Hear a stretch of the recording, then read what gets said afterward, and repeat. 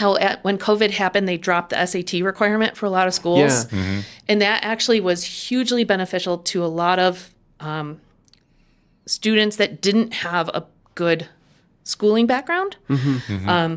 That, interestingly, SAT scores can be a better indication of wealth or opportunity Yes. than it is actual skill or actual talent. I could buy that. assessment That makes of, sense. of knowledge. Yeah. I don't like the SAT. No.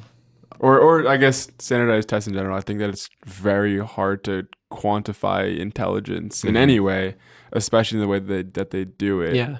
If you have the resources to get a good tutor, if you study it's all a pattern, right? If you study the types of problems, you study the math, if you take it 3 or 4 times, Yeah. Versus if you have to have a 20-hour-a-week job 100%. Exactly. on top of school. You can't do it.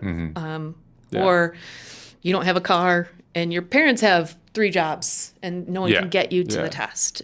It's, on the other hand, right, going back to what I was talking about, like, if we just use averages from a school, like, that's really challenging to use too. Because different schools will have different rigor. I mean, Right. you do take the same, like, AP exams, but you might, anyway, you might have a teacher that wants to show you all this amazing stuff, and then another school might have one that just teaches to the test. Yeah. Right.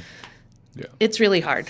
No, And so you get people that come in and they're, we're doing great in their high school, and they get here and they're like, I didn't get the knowledge I thought I was getting. right. Yeah. It's really a hard situation. Anyway, this American Life episode really talked about, it's really that first semester, and if there's a way that you can find those students that have that deficiency and help them fill it, that shouldn't last more than that first year.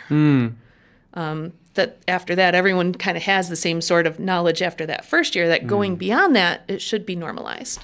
Interesting. And do you think the solution is just having courses of different levels or paces, or like, what do you think? I don't have a solution. I wish I did.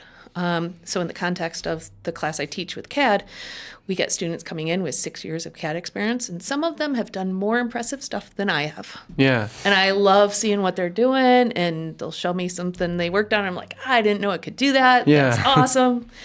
And some of them have never opened a CAD package. Right. Yeah. And I have to teach them in the same pacing.